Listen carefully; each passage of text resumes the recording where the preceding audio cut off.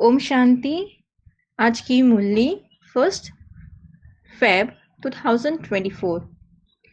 मुरली से चुने हुए कुछ पॉइंट्स है, इनका हमें दिन भर मंथन करना है। फर्स्ट पॉइंट, पुरानी दुनिया को इन आँखों से दिखते हुए भी नहीं देखेंगे। क्यों? क्योंकि जो भी हम इस आँखों से देखते हैं वह सब विनाशकारी है, सब खत्म होने वाला है। तो अपनी बुद्धि को दिव्य बनाना है और दिव्य बुद्धि वाले ही बच्चों से बाप की दिल लगती है। ऐसे बच्चे ही बाप की याद और सेवा में भी आगे जा सकते हैं। हद के सन्यासी समझते हैं ब्रह्म में लीन हो जाएंगे, इसलिए वह ममत्व मिटाने के लिए घर बार छोड़ देते हैं। यहाँ तो तुम्हें बेहद का संन्यास करना है। ज्ञान की बुद्धि से सब कुछ भुलाना होता है। तुम बेहद का संन्यास करते हो तो बाप कहते हैं कोटों में कोई, अर्थात जो तुम्हारे पास आते हैं उनमें से कोई निकलता है। ज्ञान तो भर सबने लिया होगा, लेकिन धारणा, सेवा, अपना पुरुषार्थ इन सब में नंबर वार होगा। तो कोटों में कोई और कोई में भी कोई पास होते हैं। सेकंड पॉइंट है, पारलौकिक बाप ही है ज्ञान का सागर। लौकिक को ज्ञान का सागर नहीं कहेंगे और देवी देवताओं को वैष्णव कहेंगे। वे विष्णु की वंशावली है। वैष्णव माना वह है ही पवित्र। सतयुग है पावन दुनिया। सतयुग के जो वैभव आदि है वो यहाँ पे नहीं है। यहाँ तो सब चीजें तमो प्रधान है। अनाज तमो प्रधान, उनके स्वाद तमो प्रधान। तो तमो प्रधान होने से ताकत कम हो जाती है, इसलिए बीमारियां, दुख आदि होता है। बाबा कहते हैं सिर्फ तुमको अभी पवित्र बनना है, सो भी इस जन्म के लिए। ऐसे निश्चय बुद्धि बच्चे जो पक्के होते हैं उन्हों के अंदर रहेगा कि इस दुनिया में हम बाकी थोड़े दिन के लिए हैं। यह तो कौड़ी मिसल शरीर है, तो आत्मा भी कौड़ी मिसल है। तो इसको वैराग्य कहा जाता है। कोई कोई ऐसे है जिनमें फिर नॉवेल्स आदि पढ़ने की आदत है, तो उन्हें कहा जाता है कुक्कड़ ज्ञानी। माना यह कोई रियल नॉलेज नहीं है। बाप कहते हैं जो कुछ पढ़े हो सब भूल जाओ, अब सिर्फ मुझे सुनो। इस रूहानी पढ़ाई में लग जाना चाहिए। तो यह सब कब्रिस्तानी है, तो उनसे क्यों दिल लगाते हो? तुम अब कब्रिस्तान और परिस्तान के बीच में बैठे हो। परिस्तान में जाना है। जो देरी से यूनिवर्सिटी में आएंगे तो उन्हों को तो बहुत मेहनत करनी पड़े।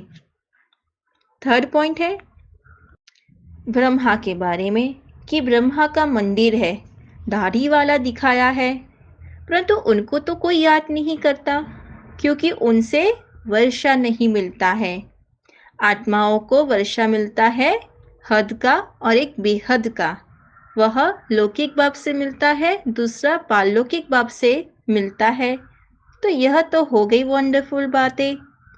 लोग तो समझते हैं कि यह लक्ष्मी नारायण अमर है, कभी मरते ही नहीं है, तो तमो प्रधान बनते नहीं है। लेकिन नहीं, हम जानते हैं जो सतो प्रधान थे वही तमो प्रधान में आते हैं। श्री कृष्ण तो जन्म से ही पवित्र है, इसलिए श्री कृष्ण की बहुत महिमा है। झूला भी श्री कृष्ण को झुलाते हैं, लेकिन श्री कृष्ण को द्वापर में ले गए हैं। कल्प की आयु ही लाखों वर्ष कहने से परंपरा कह देते हैं, तो इसको कहा जाता है अज्ञान अंधियारा। तुम्हारे में भी कोई यथार्थ रीति इन बातों को जानते नहीं है। बाबा कहते हैं कोटों में कोई है जो मुझे यथार्थ जानते हैं। तब तो कहा जाता है महारथी, घोड़े सवार और प्यादे। गज को ग्रह ने खाया। ग्रह बड़े होते हैं, एकदम हप कर लेते हैं, जैसे सर्प मेढक को हप करते हैं। तो जो महारथी भी होते हैं ना, उन्हें भी माया हब कर लेती है, तो अपने को बहुत संभाल करनी है।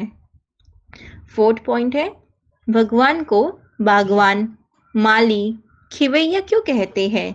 बागवान इसलिए कहते हैं क्योंकि वह कांटों से फूल जैसे बनाते हैं, बगीचा बनाते हैं। माली क्यों कहते हैं?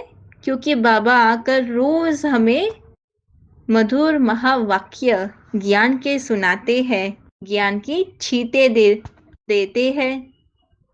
खिवैया क्यों कहते हैं? बाबा हमें विषय सागर से शिव सागर में ले जाते हैं। तो यह भी सब तुमको समझना पड़े। बाप आकर विषय सागर से पार ले जाते हैं, तब तो कहते हैं ना, नैया मेरी पार लगा दो।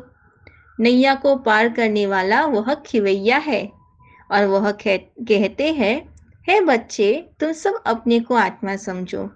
तुम पहले क्षीर सागर में थे, अब विषय सागर में आ पहुंचे हो। पहले तो तुम देवता थे। स्वर्ग को कहा जाता है वर्ल्ड, वंडर ऑफ वर्ल्ड।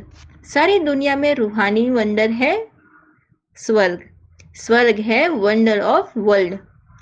लेकिन यहाँ कलयुग में तो 7 वंडर्स ऑफ वर्ल्ड कहा जाता है, उसमें ताजमहल भी आ जाता है। तो यहाँ ताजमहल को भी वंडर कहते हैं, परंतु उसमें रहने का थोड़ी ही है। बाबा तो स्वर्ग माना वंडर ऑफ वर्ल्ड बनाते हैं, जहाँ पे हम बहुत आलीशान से रहते हैं। तो तुम तो वंडर ऑफ वर्ल्ड का मालिक बनते हो। तुम्हारे रहने के लिए बाप ने कितना वंडरफुल वैंकुट बनाया है, जो 21 जन्मों के लिए परमपति बनते हो। तो तुम बच्चों को कितनी खुशी होनी चाहिए। अनेक बार तुम बच्चे स्वर्ग में गए होंगे। यह चक्र तुम लगाते ही रहते हो। बाप कहते हैं, मैं थोड़े रोज का मुसाफिर हूँ, फिर मैं तुम बच्चों को अपने साथ ले जाऊंगा। वैसे तुम भी यहाँ पाठ बजाने आए हो, इसलिए इससे ममत्व निकाल दो। फिफ्थ पॉइंट है, उड़ती कला के 2 पंख हैं। उड़ती कला के 2 पंख है, एक हिम्मत और दूसरा उमंग उत्साह का। किसी भी कार्य में सफलता प्राप्त करने के लिए हिम्मत और उमंग उत्साह तो बहुत जरूरी है। जहाँ उमंग उत्साह नहीं है, वहाँ थकावट होती है। वर्तमान समय के अनुसार उड़ती कला के सिवाय मंजिल पर पहुंच नहीं सकते, क्योंकि पुरुषार्थ एक जन्म का है और प्राप्ति तो देखो 21 जन्मों के लिए, 21 जन्म के लिए ही नहीं, सारे कल्प के लिए है। तो जब समय की पहचान स्मृति में रहती है, तो पुरुषार्थ स्वतः तीव्र गति को हो जाता है। सर्व की मनोकामनाएं पूर्ण करने वाले ही इसे ही कामधेनु कहते हैं। अच्छा, ओम शांति।